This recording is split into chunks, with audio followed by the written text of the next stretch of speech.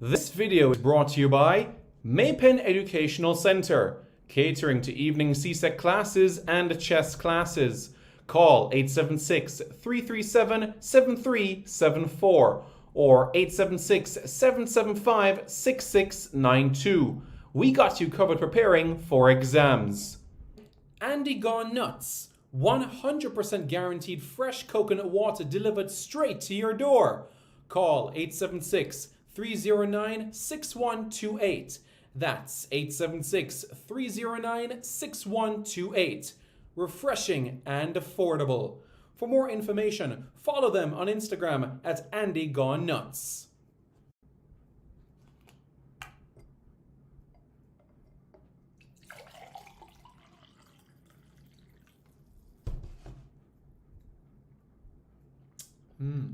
Truly refreshing. And Crumble by Mrs. C. Old English fudge and other delectable sweet treats. Call or WhatsApp 876-586-0471. That's 876-586-0471. This video is also brought to you by BLC Jamaica Security Electronics, specializing in alarm system, video surveillance, camera system or CCTV, barrier system, gate automation, and access control.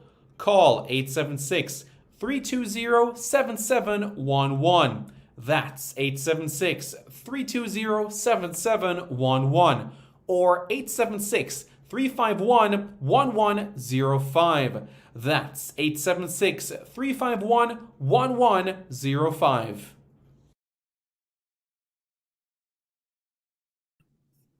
Good morning. Good morning. Good morning. Good morning. I hope everyone is doing well. My name is Simon Preston and welcome to Reggae Boys Commentary. This is the channel where we come together to discuss everything in relation to Jamaican football. This is your hub for everything Jamaican football related. So basically, we're going to talk a little bit about Jamaica's game at the moment as they face off against the team against Argentina. We know this is a massive, massive encounter as Argentina are 34 games unbeaten. 34 games unbeaten. So, wow. Can you believe that? It's one of those things. But we should be having a very, very special guest joining us soon. So that should be very, very nice. So we're looking forward to that, eagerly anticipating that. But I'm interested to hear from those that did watch the game, your thoughts. Remember, Lautaro Martinez opened the scoring for La Alba Celeste in the 16th minute, then Messi in the stroke of halftime and also the 69th minute. It was a game that Argentina dominated for a very, very long time. If you look at the way that they control proceedings, they really, really stepped a foot on proceedings in the game. And in the game in particular, 17 shots on goal. 17 shots on goal and 8 of them on target. Can you believe that? That was just absolutely brilliant, you know?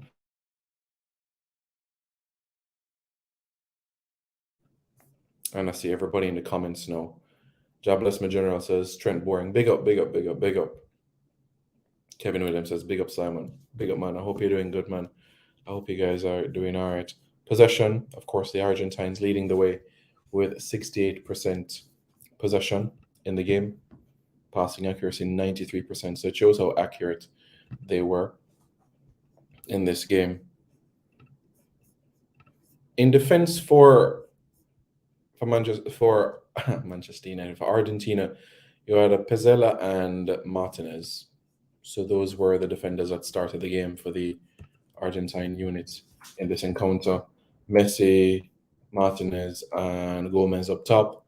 Lo Celso, Paredes, De Paul in the midfield. So you could say a 4-3-3 in a sense. A 4-3-3 was used for this game in particular. So I'm grateful and that they were able to get that chance. No, man. Both Martinez played and actually started for Argentina in this game, you know? So No, nothing like that at all.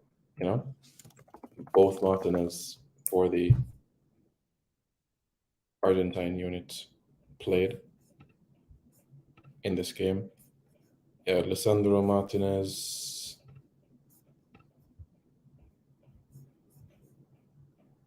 So I don't think that's the case at all. You know.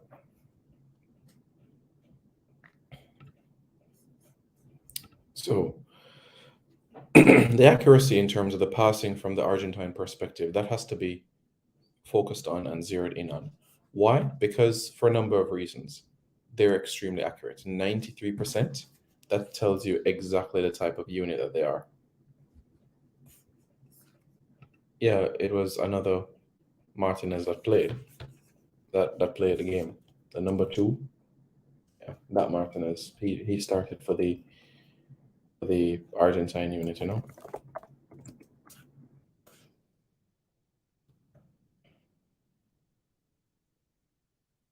But yeah, it'll be interesting if Lisandro takes the field for the Argentine unit. But Dybala, Alvarez, Di Maria, perhaps. So it'll be very, very interesting to see if they'll be able to maybe mix up the squad. But personally, Argentina are going after the record. So they're 34 games unbeaten. They're hoping that Jamaica will be 35. And going into the World Cup, they would want to extend it. So that is the situation right now as we speak. So I'm keen to see how it will work out. Personally, I'm of the view that you will see close to a full strength team. What's up, Simon? I know England lost it hurt, but cheer up, bro. Yeah, it did. I'll be honest with you about that one. It really, really did. But what I'll do to show how serious I am is this.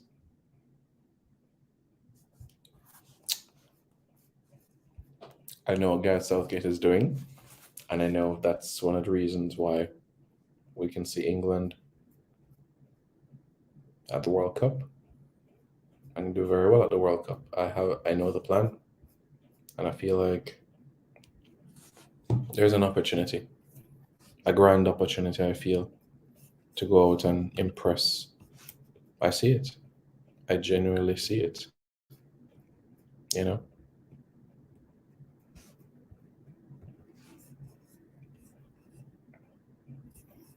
But let me show you, in a sense, how the Argentine team lined up against Honduras.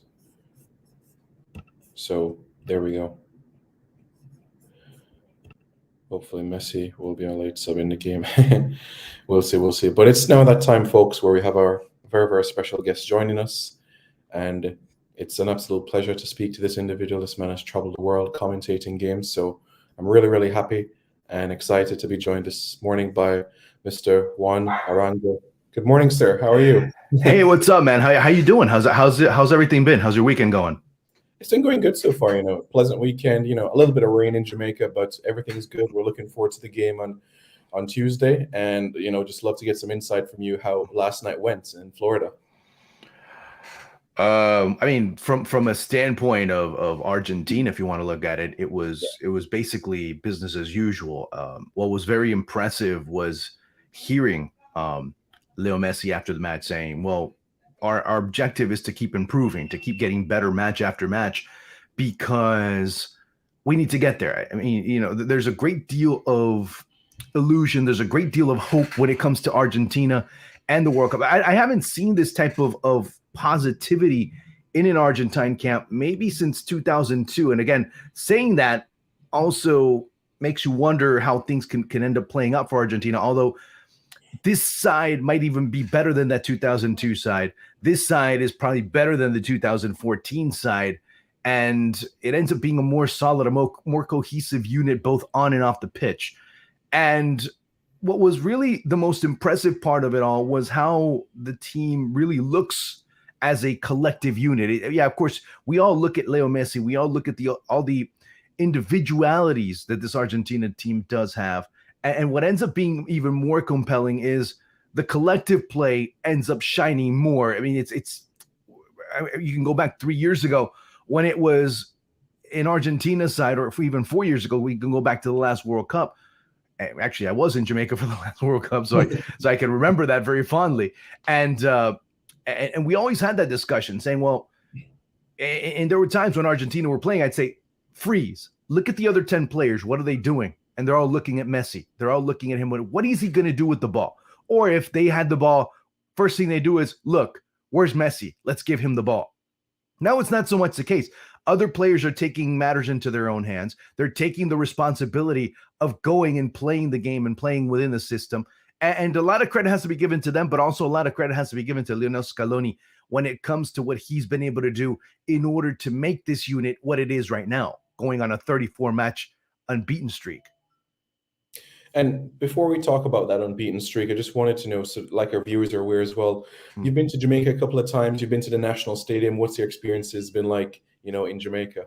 I've been to Jamaica a total of 6 times, none of them on vacation. One of these I think I'm the only person on earth that can say that, or one of the only people on earth that can say that. But I mean, that being said, I do take my job to a certain extent as an enjoyable experience.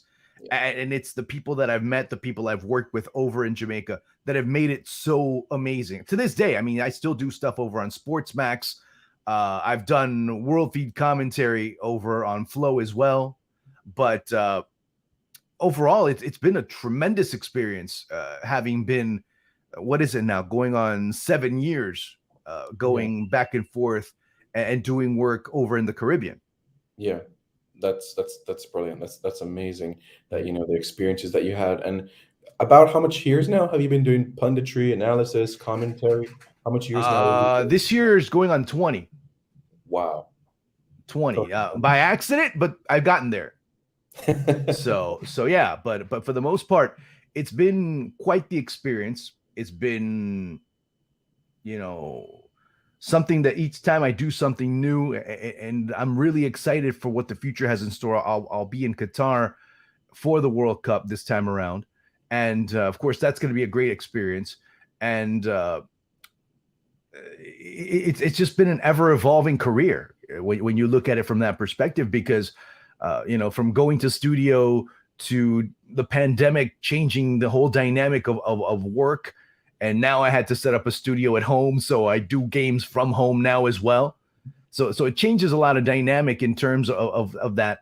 And having done some tournaments that I never in my wildest dreams would have ever even imagined doing, World Cup included, Champions League as well. I've done in 2 languages. I've done, Copa Lib and Copa Sudamericana. I'm doing Argentine League. Now this is my first year doing the Premier League in Spanish. So I mean, you would ask me this 7 years ago, I would have been like, nah, dude, you're crazy. Come on, nah, that's not happening to me. But and it's happening. So it's something that I keep enjoying year after year. I keep adding new pages and new experiences to that list.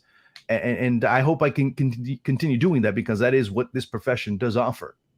Absolutely. And it's a great example that you're setting as well for the younger generation of broadcasters as well. So continue to lead the way where that is concerned. So in relation to Argentina, that 34-game unbeaten run stretching from Copa America 2019, what has been that key to that progression? Because many people thought this Argentina team, high expectations, but never really met them. And we've seen that for a couple of decades now in terms of their performance. Yeah. I mean, there's been several factors for that. Obviously, the underwhelming performance, as I mentioned, in 2002, 1994, many started looking back saying, man, that team should have been able to maybe not win the World Cup, but at least be in the conversation. But of course, we know after the whole Maradona incident, that kind of changed. 98, another very solid team that in the end, they were knocked out by a brilliant play by Dennis Bergkamp. So you start looking at all these things, and it's hey, you win some, you lose some. You end up having moments of brilliance go your way. You have moments of brilliance go against you. And it's exactly what's happened. And then, of course, you start going from 2000, and even 2006, saying, hey, why didn't Messi play that day? And maybe something would have happened against Germany. 2010, the same thing. 2014, if Higuain or Palacio end up missing those balls that are given to them, or they end up not missing, that could have been a different story. 2018, if things would have been done differently. So you have a lot of that. But going into that unbeaten streak, it's a team that you really didn't know what they were playing. And then on top of that, you end up bringing in a coach whose only experience was basically coaching the Argentina under 20s. Right. So when you start seeing that, you're like, wait, aren't we supposed to be getting someone that's high profile? But then again, at that point, which high profile coach wanted to get the Argentina job? That ends up being a huge question mark there. Scaloni steps in as an interim, and you see things working out slowly but surely. You see him being able to bring in new players. The older generation, I mean, if you look back, I think something like 7 or 8 of the players that were part of that 2014 side in Brazil are either retired or no longer playing a very active role so you had a generation that needed to change over rather quickly. It did. And you still have players coming in, because yesterday there were 2 great examples. The first one was Enzo Fernandez, who comes in and he really impressed Messi. He talked about him, and he talked about Thiago Almada, the player from Atlanta United over in Major League Soccer, and talked about how these younger players are really coming into their own. Julian Alvarez also got some playing time last night. So it's not just what is expected of Argentina in 2022. You start to see now the pieces for Argentina 2026 to fully start to come into form. And it's still a young enough team that many of these players, maybe not Messi, but you start seeing many of these players come in and say, hey, you know what? Maybe in 2026, we could still be part of this project. And it's looking very well. It's not only something that you have Argentina alongside Brazil and maybe 1 or 2 other countries in Europe being the candidates, the prohibited candidates to win the World Cup, but it's the establishment of a project going long term that can continue to reap successes for Argentina. Argentina has went the route of experienced coaches. We saw Bielsa 2002. We saw Peckerman. We saw Maradona. We saw Passarella back in the late 90s as well. But Scaloni, as a relatively unknown figure in the mix, what has he done that has just united this team together? Is there something specific that he did, or it's just about the way he's carried out his duties, on the pitch and off the field? It's the way he's carried out his duties on the pitch. It's the way that he's been able to delegate certain responsibilities onto the players and take some away from the more veteran players. I'm saying, well, if you want to play, you have to be active. You have to be proactive when it comes to the establishment of a system, of a philosophy of play. And it's not only that. You can't only just point the finger at Lionel Scaloni. You have to start going down the pecking order, and it's the return of several names of the past that many can still relate to. Walter Samuel, Pablo Aymar, who's the coach of the under 17s, Javier Mascherano, who's the coach of the under 20s, Diego Placente, who's one of the assistants. So you have names from the past that many still can relate to, many players in their late 20s, early 30s that did see them at one point or another, understand what they're about, understand what their worth is, both at the club and at the national team level, and their successes there. So that ends up being something that is of note. And these players that became coaches have been able to contribute, not just from a football standpoint, from a tactical standpoint, but from a philosophical life approach standpoint. And it's been a very positive approach that's been taken by them and Scaloni as well. And Scaloni always wanting to challenge his players, always wanting to make these players better, but also make them better from a human standpoint and from a collective standpoint, because that's what ends up making the group much more stronger and much more galvanized like it is today.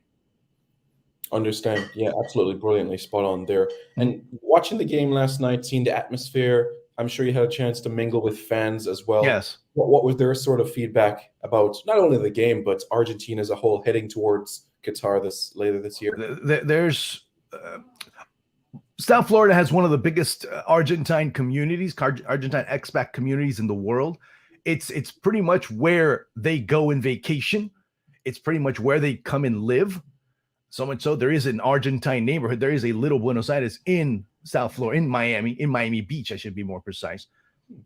But you go throughout those areas and you see Argentine flags waving, you see a great sense of belonging. I mean, Simon, we always talk about how football has this connection to real life and how national teams help us identify with ourselves. When national teams are doing great, well, our chest puffs out a little bit more. I mean, it happens to me with Colombia and stuff. Every time, they're doing well, yeah, I stick my chest out a little bit more. Everything's well. But when they're not doing so well, you end up looking at what's the lowest common denominator in our societies. And that's happened with Argentina. Argentina right now, the national team ends up representing all of the good that country does offer. In the past, well, you see Argentina because of this, because of that, they're disorganized and it's typical and stereotypical and yada, yada, yada.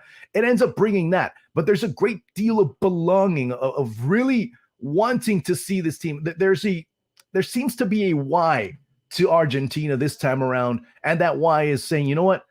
Maybe he'll return, maybe he won't. But if there's one thing I want to do as player X or player Y is chip in with my 2 cents to see Leo Messi come away with a World Cup.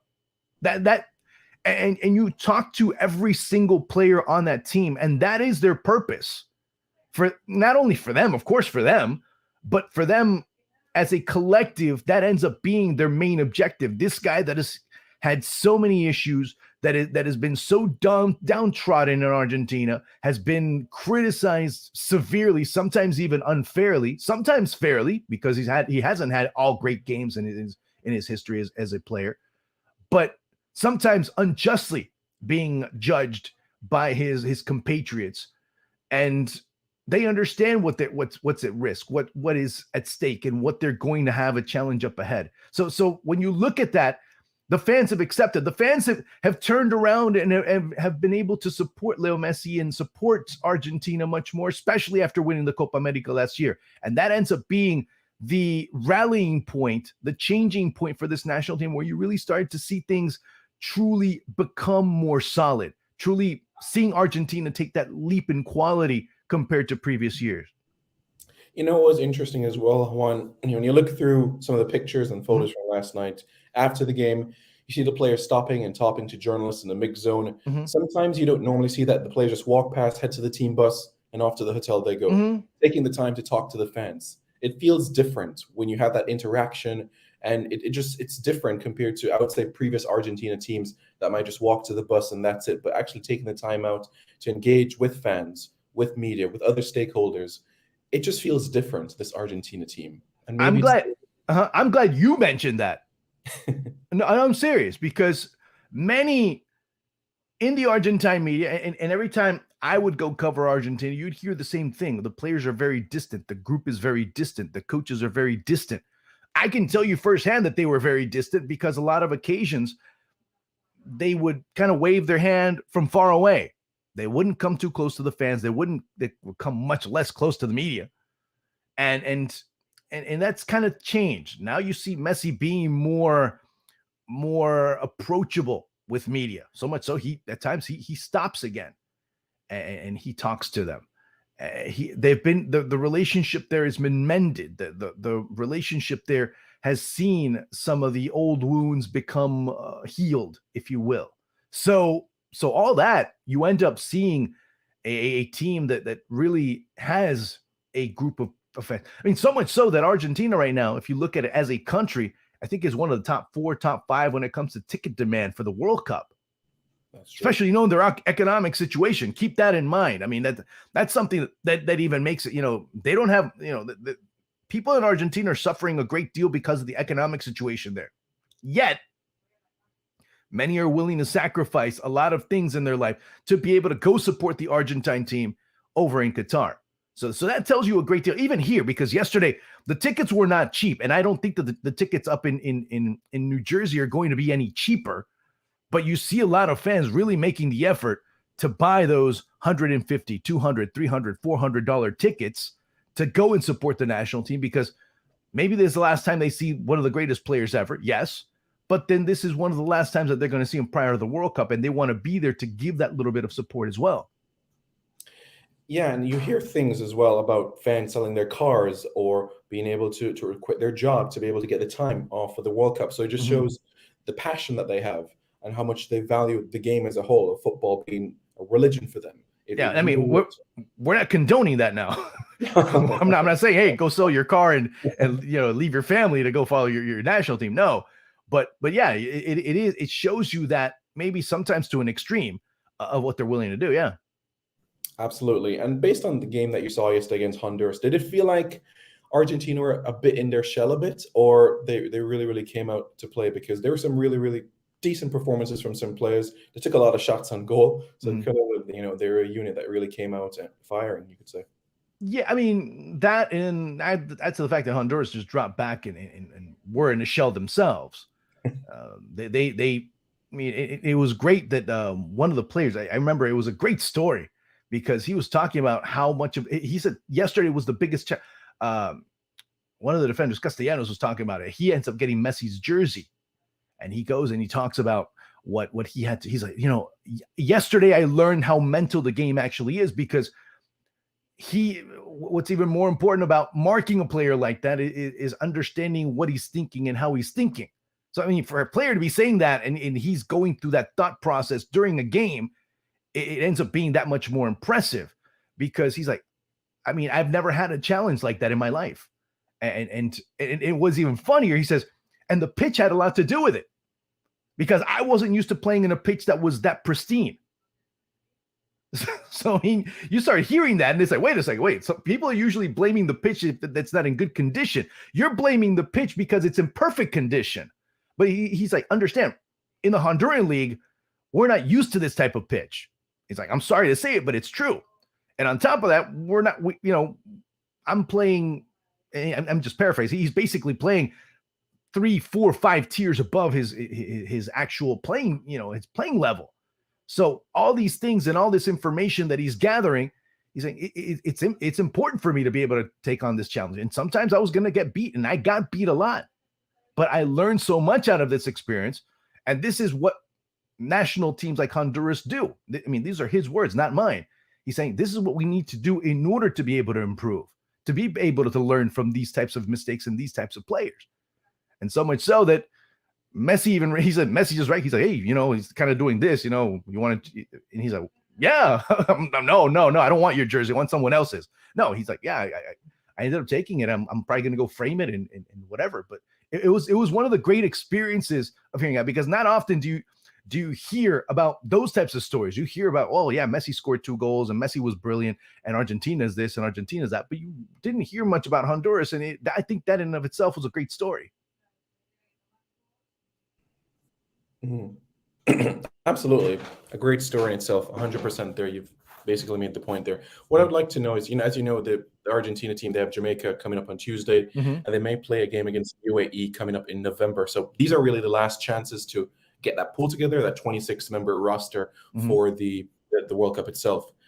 Do you think that there might be a little bit of a rotation for the Jamaica game, or this is your last chance, guys? Show me that you want to be in the World Cup squad come next month. There will be some changes. I would believe so. I mean, keep in mind the player that didn't play was Guti Romero because he could not come into the U.S. He had some visa issues, so he flew into the U.S. yesterday. So he's meeting up with the team today. I'm not sure if it's going to be here or up in the Northeast, but he'll be playing the Spurs defender. So he's one of the players that basically has a spot locked. There's about 3 or 4 spots still pending. So those players might get more opportunities. Yesterday, actually, one of the spots that might have been locked up was a third goalkeeper with Jeronimo Rulli over at Villarreal. So he will probably end up being the third goalkeeper, especially with Juan Musso getting injured, suffered a facial fracture the other day with over in Italy. So I don't think he'll be ready for the World Cup. So by that, in the performance from Rulli, that ends up putting him in as the third goalkeeper. So you start looking at those positions more than anything else, more like the 24th, 25th, 26th player on that roster. I think 1 through 22 might be sealed. So 23 through 26 are the ones that they're looking to kind of lock up. And you'll have those players fighting for those positions getting those opportunities. Dibu Martinez, the goalkeeper from Aston Villa, he'll end up returning to the starting lineup, and he is the starting goalkeeper for Argentina. Messi will probably play. Actually, I shouldn't say probably. He will play again, and most likely, barring anything substantial, I'm talking about, the threat of injury or injury itself, he will probably play the 90 minutes. It's very difficult for anyone to get him off the pitch, even if you're Lionel Scaloni. I think Christophe Galtier has been the only one that's been able to limit his minutes, and justifiably so. Man, it's a pity that you're not coming to the game, man. You're covering the Colombia game coming up. That's right, Colombia, Mexico. That's the next assignment for you. I'm actually doing World Feed commentary for that one. Oh. And I'll be doing Mexico Peru today. Oh, okay. How's preparation going for that game in itself for you? In terms of getting the preparation's fine. I don't have a problem with that, but it's more the storylines that can emerge out of this that ends up making Mexico such a compelling story, and of course seeing Argentina the day before and actually looking forward to being over at Lusail Stadium for that match between Mexico and Argentina. I think it was the one of the first, if not the first, match that was sold out in the World Cup. So.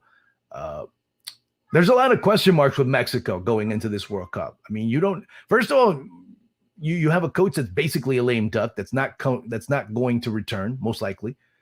And a Mexico side that's having some problems on the attack, a Mexico problem that's having problems with injuries, and maybe the players that are there aren't the best players in their league, much less the ones that are available in of itself. Because if you start looking at Mexico, it's a generation that has been battered pretty hard, keeping in mind what's happened within CONCACAF, within the U.S., or within the context of the U.S. basically surpassing them right now. Although if things do change with those two teams, at times the U.S. is ahead, at times Mexico's ahead. But you have to start looking at where the renewals are, and you have very little renewal, very little turnover when it's come to this Mexican national team over the last 3 years. And to me, that ends up being one of the big issues, because Tata Martino wants to change things, but then the players that can be interchangeable don't end up performing in certain instances, and therefore he has to go back to what's tried and true. And just a little bit on Jamaica, new coach, Heimer Helgrimsson from over in Iceland. He was the same coach that got that 1-1 draw against Argentina at the last World Cup. Yep. As you know, the likes of Leon Bailey, Antonio, Rebel Marson are in the squad. Do you think Jamaica can at least be competitive in this fixture ahead, and perhaps a bit better than what Honduras was last night over in Florida? Maybe. You do have a process that's still kind of getting off its feet, kind of like Honduras, but you still have players that are slowly, or that have had already a World Cup qualifying experience, which is more important. Now, what's the end game to this? Is it to compete? Is it to go and find a result? Because if it's to find a result, that's great, but it's still a friendly at the end of the day. And yeah, you beat Argentina, great. Maybe it takes some pressure off of Argentina going into a World Cup, not being unbeaten in 3 years. Okay, fine. That's done. It's over. Okay, that weight off of our shoulders is done. Maybe that ends up happening. I don't know. But if you look at this Jamaica side, individually there's talent, but at times in certain space, at least from what I've seen and the matches I've done going back to World Cup qualifying, at times you needed certain players in certain areas to be able to define the style of play for Jamaica, because at times they depend too much on the long ball. At times they depend too much on verticality, but verticality with lack of control. Without that, you can't really do too much. And it's great that you have fast runners. It's great that you have people with pace out wide. But when you end up losing a second ball in a very easy manner, when you end up losing possession in certain sectors of the pitch, what then? Who are the players that are going to be able to pull the strings in the middle and really allow Jamaica to establish a style of play that can end up being more conducive to the best available talent that they have? That to me is the bigger question. If we start seeing some of that, then I think you end up having a Jamaica that's on the right path, but you still have players that are sometimes fast out wide, but then very slow in the middle, and their development of play in the middle going out wide ends up being very slow. Thus, the defense can drop back and wait for them and anticipate every single move. So to me, you start to see a lot of that when it comes to Jamaica. And I think you need to start having new players come in. Are they going to be able to come in? And are they going to be able to contribute in the long run? I'm not talking about in this match against Argentina. I'm talking about overall throughout this process leading to the Gold Cup and leading into World Cup qualifying play in 2026, when they're going to have a very legitimate shot of qualifying for the World Cup for the first time since 1998. Yeah, you touched on the point earlier about what is Jamaica building towards. You mentioned the Gold Cup. Jamaica still has a Nations League to play and potentially a semi-final. Then after that, another Gold Cup 2025, World Cup qualifying. So these cycles right here are just so pivotal and important. But as you know, covering football in CONCACAF, CONMEBOL, Jamaica is so unpredictable. When Chile were champions of Copa America and they had that long unbeaten streak, it was Jamaica that defeated them in 2016 2-1 in Viña del Mar to get a 2-1 victory when they're Copa America champions with a relatively mixed Jamaican team with UK pros and also players that ply their trade domestically in the island as well. So Jamaica has shown that they can get results. But to answer your question, what's the end game here? The coach has made it clear that he wants to be competitive. So that tells you everything that you need right there. He's not going to go there to put 10 men behind the ball. That's not him. Of course, defensively solid, but he wants to be competitive. And that's important, because I heard a lot of that in the press conference on Thursday by Hunter. Oh, we're going to be competitive. And at the end of the day, they got into a shell. They dropped back. I mean, it's very, I mean, it's great to say that, but then we have to start seeing, okay, when we are pressured how are we going to handle it? Are we just going to just drop back, park the bus in front of the goal? What are we going to do? Are we going to pressure, and are we going to try and not allow certain players, certain outlets, certain areas to be occupied or be possessed? Well, yeah. I mean, that's going to be interesting to see. So that's going to be one, at least from my perspective. How is Jamaica going to defend, especially when you're engaging in the middle of the pitch? Or where are you going to engage Argentina in this particular moment? Because obviously they're going to be a little bit apprehensive. They're going a little bit more, hey, I don't want to get injured at this point. Jamaica don't have anything to lose. So whether they lose 1-0, 3-0, 4-0, as long as they're showing something positive, that's something that you can really start building upon. But again, is that going to be looked at in a positive light, knowing that maybe in CONCACAF, you start looking at how people run certain FAs, certain national teams, and they're not looking at the long term. They all of a sudden you can have a coach that's in the hot seat if they lose 3-0, 4-0 to Argentina. But then you start to see a team that's been growing and say, well, yeah, they lost, but they're playing much better, or they're establishing something, and it's something to be looking at, because, of course, you're playing against one of the top teams in the world. But when you start going into Nations League play, into Gold Cup play, that experience is going to be very valuable. Just remember the Copa America back in 2015 when Jamaica played, and then they followed up with a great performance thereafter when you started to see some really promising. Some really promising results, some really promising performances in the Gold Cup shortly thereafter. Yeah, absolutely spot on there. Look, Juan, I've really, really enjoyed your time. Really appreciated giving this insight about the Argentine team, Jamaican team, and also other teams as well. Just before we go, just wanted to get your insight about the World Cup itself over in Qatar. Do you think it'll be another year where UEFA teams continue to dominate, or perhaps the weather might go things, because France, England, etc., they want that tournament. They want that trophy for sure. That's a good question. That's a good question. France seems to be a bit of a wild card right now. England, I don't know what they're at right now. And that said, they could probably still win their group. Absolutely. Qatar is starting to show maybe what they are, maybe what they aren't, maybe a drop in form. You don't have this wow, overwhelming, prohibited favorite right now. But you do see Brazil. I mean, I saw Brazil against Ghana yesterday, and Brazil looks super motivated. I mean, it's very difficult. It's very difficult in any World Cup. Forget this one or any other one. It's very difficult to say, well, Brazil's not going to contend. But this Brazil side looks phenomenal. And right now, if you start putting your chips down, saying, hey, if Brazil comes in focused, I think everybody else is playing for second, in my honest opinion. even the European sides. Belgium looks a little bit long in the tooth at this stage. Could they come through? Yeah, they could. Could France, if they get it together, yeah, they could. But you start to see Argentina, you start to see Brazil also looking very focused and motivated with the task at hand and the objective of trying to win this World Cup, because it's been 20 years since one from South America has been able to get one. So that is a factor as well. Spain is another team that could be on the outside looking in, that could be quite interesting.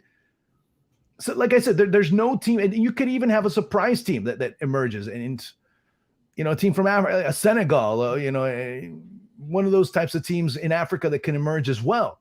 So, I mean, this World Cup can have a lot of surprises, if you ask me.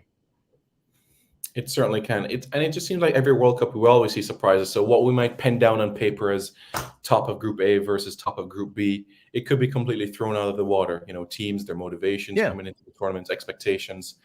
There's always that one team that goes to the quarterfinals or semifinals. So we'll see who that surprise package will be. To me, that could be a Senegal. To me, that could be a Uruguay. Don't be surprised. I mean, you see that midfield for Uruguay. It's phenomenal. It could be Portugal. So, I mean, we can throw a lot of names out there. If you start looking, Serbia. If you start looking at a team like Serbia, and you look at all the attacking, I mean, defending is one thing, but when you see them going forward, you can have a lot of 4-3, 3-2s, even 5-4s for that matter. Yeah, absolutely. Well said. Juan, thank you very much. Really, really appreciate your time. Stay safe, travel safe, and we'll definitely be in touch. Hopefully by the Gold Cup, we can be able to link up face to face and catch up. Sounds good. Sounds good. Much appreciated, man. Have a good day. Take care. All right, take care. There we go, guys. There we had Juan Arango with us today, talking a little bit about Argentina, how they played yesterday, and in addition to that as well, for the Jamaican game, the expectations, what they need to do, etc. I know I see the comments, guys, and I will get to it. I know Nitro has been asking some things about Argentina and what they have been doing. It's a lot of facilities that they have, and not a lot of footballing facilities are shared with other sports in the country. Like Argentina, they play lacrosse and they play cricket, and sometimes they use those football pitches for those purposes, but mainly football pitches dominate throughout the entire country as itself. People say I love Senegal to win it. Honestly, I don't see Senegal even advancing from the round of 16, to be honest with you. Hungary is not even in the World Cup, so that's the thing in the grand scheme of things, But I can tell you right now who I think will be top two from each group, and then I'll do the map thing to tell you who I think will perhaps advance to the round of 16, semi-final, quarterfinals, and also final. Right now, I'll say this. Group A, it's going to be the Dutch, the Netherlands, and Qatar. Group B is going to be England and Wales. Group C, I think Group C is the one with the Argentina group, Yeah, I think Group C is the one with the Argentina group. And, that group in itself can literally just be anybody. But I have Argentina and Mexico in Group C. Group D, I have France and Denmark in Group D. In Group E, I have Germany and Spain, even though I would love if the Japanese or the Costa Ricans would advance over the Spanish. The Spanish can go de miad. Group F, I have the Belgium team, and I also have the Croatians. Canada, third in that group. Group G, Brazil, Serbia, Switzerland, Cameroon. I have Brazil and Switzerland to advance. And finally, in Group H, I have the Portuguese, and I also have Uruguay to advance, Ghana and South Korea out. So I guess I do have an African team advancing to the round of 16, do I? I don't think so. No, I don't. But I do have Qatar advancing to the next round. Yeah, the Netherlands and Qatar. Come on, the host nation is going to advance. The host nation is going to advance. So Louis van Gaal going yard.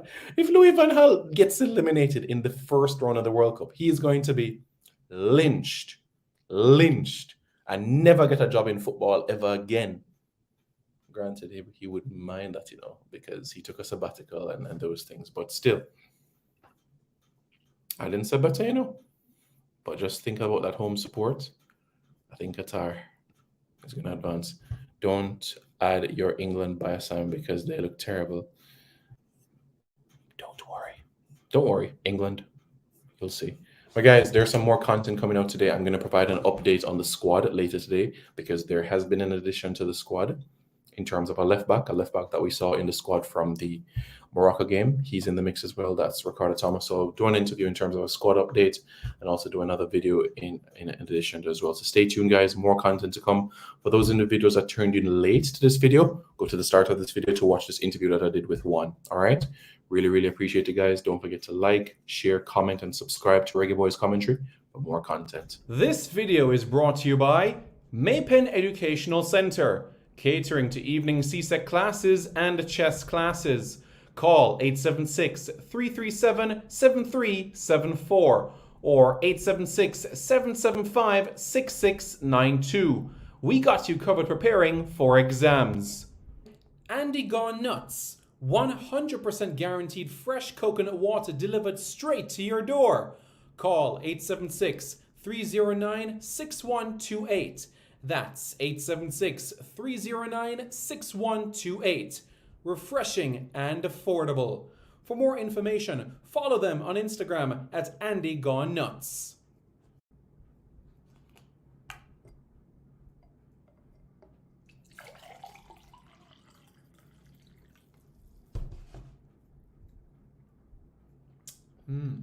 Truly refreshing. And Crumble by Mrs. C.